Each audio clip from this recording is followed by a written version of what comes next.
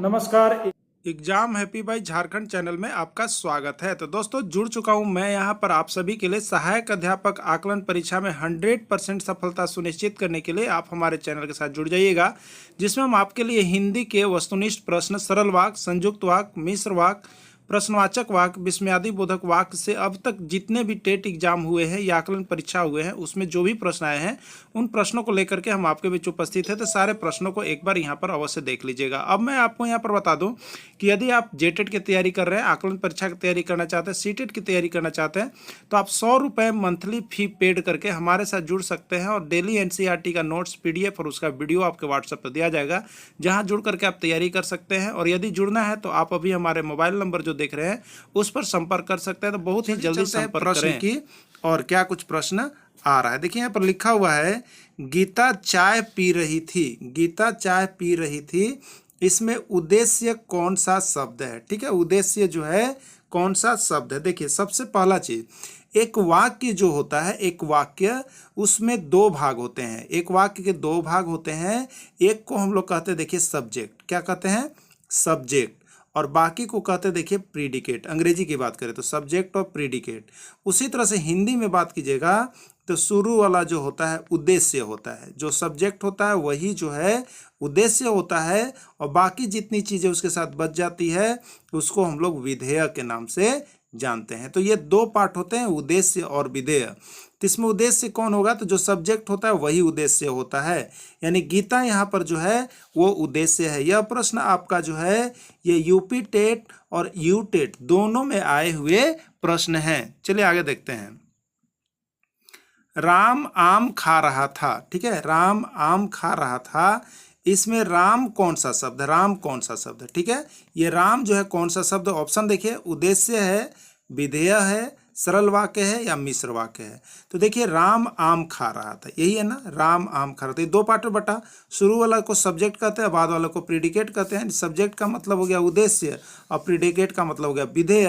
तो राम क्या चीज है यहाँ पर? तो राम उद्देश्य। हमेशा देखिए जितनी भी सब्जेक्ट वाली चीजें, कर्ता वाली चीजें होगी, किसी का नाम हो गया, ठीक है, किसी का नाम हो गया या यहाँ पर विशेषण हो गया, हाँ, वह, तुम, आप, हम, ये सारा चीज ये जो है आपका यहाँ पर उद्देश्य कहलाएगा। और उद्देश्य को जो पूरा करने में जो बोला जा रहा है वो आपको विधेय कहलाता है। तो यहाँ पर राम उद्देश्य हो गया और आम खा रहा था, ये जो है आपका पूरा पार्ट विधेय कहलाएगा। ठीक है, चलिए आगे देखते हैं। गीता चाय पी रही थी। गीता चाय पी रही थी, इसमें विधेय कौन सा है? विधेय कौन सा है? तो देखिए गीता चाय पी रही थी दो पार्ट में बटेगा, गीता अलग हो जाएगा और चाय पी रही थी ये अलग हो जाएगा। तो गीता हो जाएगा उद्देश्य और पी रही थी ये हो जाएगा आपका विधेय। ठीक है, तो जिसके बारे में बताया जाता है वो उद्देश्य होता है और जो कुछ बताया जाता है वो विधेय होता है। ठीक है, तो आपको समझ आना है कि शुरू वाला जो यहाँ पर नाम है वो सब्जेक्ट है, यानी उसी को हम हिंदी में कहते हैं उद्देश्य, और बाकी जो बच गया उसको हम लोग कहेंगे विधेय। तो इसमें विधेय कौन सा है? तो चाय पी रही थी विधेय है, यानी डी इसका राइट आंसर होगा, चाय पी रही थी। ठीक है, चलिए एक प्रश्न आप लोगों के लिए हम दे रहे हैं ना, राम बाजार जा रहा है। राम बाजार जा रहा है, इसमें विधेय कौन है? आपको बताना है कमेंट करके कि इसमें विधेय कौन है। आप जरूर कमेंट करके हमें बताइएगा। चलिए नेक्स्ट प्रश्न, उसने देखा कि कार आ रहे हैं, यह किस प्रकार का वाक्य है? उसने देखा कि कार आ रहे हैं। देखिए एक है यहाँ पर उसने देखा, ठीक है, एक पूर्ण वाक्य हो गया, और उस पर ये आश्रित वाक्य है, कार आ रहा है, कार आ रहे हैं। ठीक है, कार आ रहे हैं या आ रही है यहाँ पर होता। तो उसने देखा कार आ रहे हैं, तो उसने देखा, क्या देखा? कार आ रही है। ठीक है, तो ये उस पर आधारित है, ये आधारित वाक्य है और ये पूर्ण वाक्य है। तो उस पर जो आधारित वाक्य होता है उसको हम लोग यहाँ पर कह देते हैं मिश्र वाक्य। इसका राइट आंसर हो जाएगा मिश्र वाक्य। चलिए अगला है, सीता पत्र लिख रही थी और मैं पत्र पढ़ रहा था। देखिए यहाँ पर दो वाक्य हैं, दो पूर्ण वाक्य है। सीता पत्र लिख रही थी यह पूर्ण वाक्य है, और मैं पत्र पढ़ रहा था ये भी पूर्ण वाक्य है। और इसके बीच में देखिए योजक चिन्ह, इसके बीच में समुच्चय बोधक अवयव लगा हुआ है, और, लेकिन, परंतु ये सब लगा हुआ रहता है। तो जब दो वाक्य आपस में पूर्ण वाक्य हो जो किसी पर आधारित नहीं हो, जुड़ रहे होते हैं किसी समुच्चय बोधक वाक्य से, तो उसको हम लोग कहते हैं संयुक्त वाक्य। क्या कहते हैं? संयुक्त वाक्य। तो इसमें राइट आंसर क्या हो जाएगा आपका? बी हो जाएगा, संयुक्त वाक्य हो जाएगा। जैसे आप देखिएगा, मैं खा रहा हूँ, ठीक है, मैं खा रहा हूँ, और एक वाक्य हम लिख दिए, वह जा रहे हैं, वह जा रहे हैं, और यहीं पर बीच में हम समुच्चय बोधक लगा दे और, तो मैं खा रहा हूँ एक वाक्य हो गया, और वह जा रहे दूसरा वाक्य हो गया, बीच में समुच्चय बोधक है, तो ये यहाँ पर आपका संयुक्त वाक्य होगा। नहीं, देखना होगा पूर्ण वाक्य है और वो दोनों बीच में किसी न किसी से, और से, लेकिन से, परंतु से, एवं से जुड़ा हुआ है, तो वो संयुक्त वाक्य में जाएगा। ठीक है, अब आप समझ गए होंगे। चलिए आगे देखिए, बादल गरज रहे हैं, एक वाक्य हो गया, और वर्षा नहीं हो रही है, ये भी एक वाक्य हो गया। अब बीच में समुच्चय बोधक अवयव किंतु लगा हुआ है, किंतु लगा हुआ है। ठीक है, तो यह किस प्रकार का वाक्य होगा? अब आप जवाब दे सकते हैं। तो यह जो वाक्य है वह संयुक्त वाक्य है। कौन सा वाक्य है? संयुक्त वाक्य है।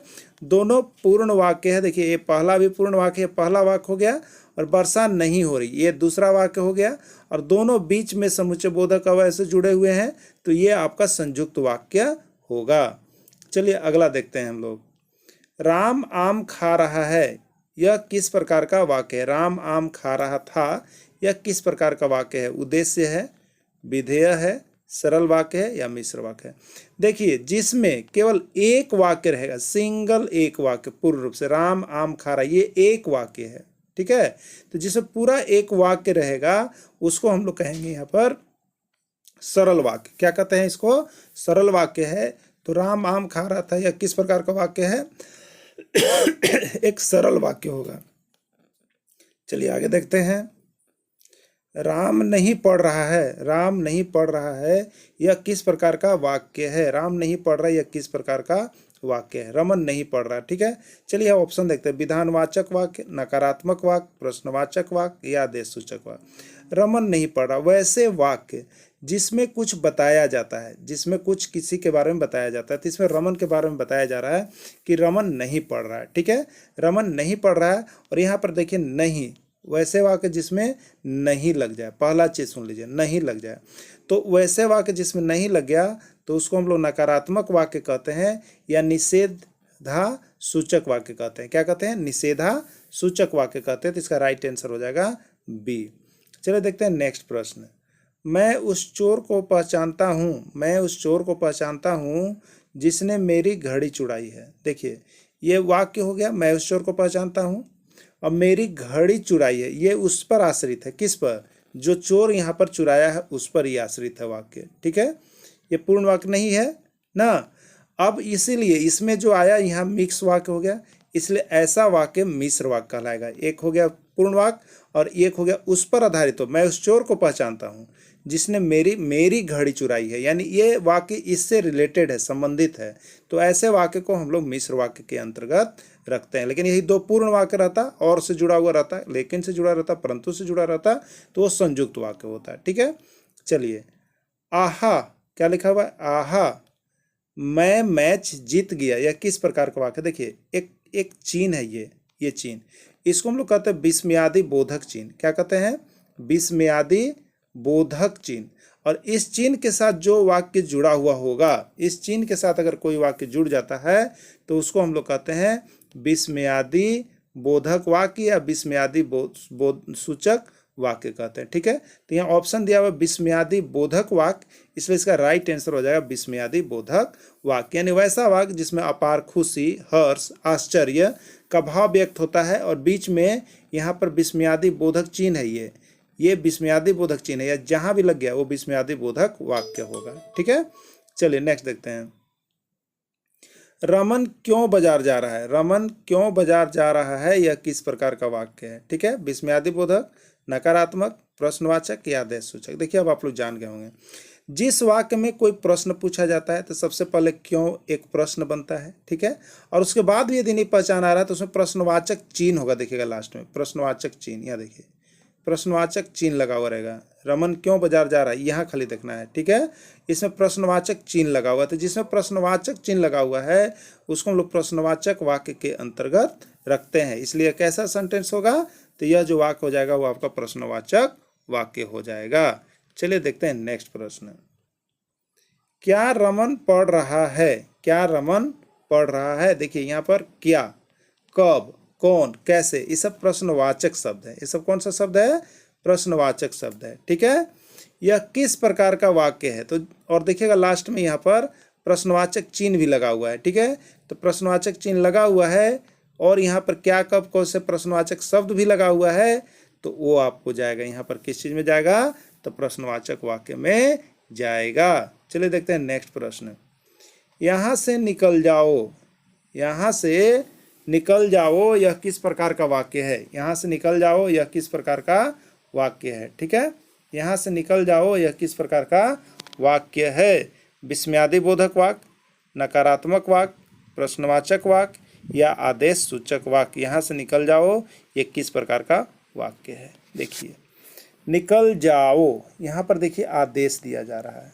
क्या दिया जा रहा है, आदेश। तुम यहाँ से जाओ, ये आपने क्या दिया, ऑर्डर दिया। तो जिस वाक्य में आदेश से पता चलता है तो उसको आदेश सूचक वाक्य कहेंगे। इसका राइट आंसर डी हो जाएगा, आदेश सूचक वाक्य। चलिए अगला देखते हैं। तुम वहाँ जाओ, तुम वहाँ जाओ। देखो ये यहाँ भी क्या है, ऑर्डर है। यहाँ भी क्या है, ऑर्डर दिया जा रहा है, आदेश दिया जा रहा है, इसलिए यह कैसा वाक्य होगा, तो आदेश सूचक वाक्य के अंतर्गत जाएगा। राइट आंसर डी होगा। चलिए अगला। लड़के नदी में नहा रहे हैं, लड़के नदी में नहा रहे हैं, यह किस प्रकार का वाक्य है। उद्देश्य, संयुक्त वाक्य, सरल वाक्य या मिश्र वाक्य। हमने बताया था आपको, देखिए सिंगल वाक्य है, सिंगल वाक्य है, कहीं भी एक से ज़्यादा नहीं है। एक पूरा वाक्य है, लड़के नदी में नहा रहे हैं, एक पूरा वाक्य रहेगा तो उसको आप कौन सा वाक्य कहिएगा, सरल वाक्य कहिएगा। कौन सा वाक्य कहिएगा, सरल वाक्य कहिएगा। तो इसमें सी इसका जो है राइट आंसर आपका हो जाएगा। तो इस तरह से दोस्तों यहाँ पर एनसीईआरटी से जुड़े सारे नोट्स, पीडीएफ और सभी स्टेट में आए हुए एग्जाम के क्वेश्चन पेपर को देखने के लिए आप हमारे साथ मंथली 100 रुपये पेमेंट करके जुड़ सकते हैं, जिससे आपको सारे नोट्स पीडीएफ मिलते रहेंगे और उसके बाद जो है आप जेटेट, सीटेट या आकलन परीक्षा किसी में भी 100% सफलता आप प्राप्त कर सकते हैं। वीडियो के अंत तक जुड़े रहें, इसके लिए आप सभी को बहुत बहुत धन्यवाद।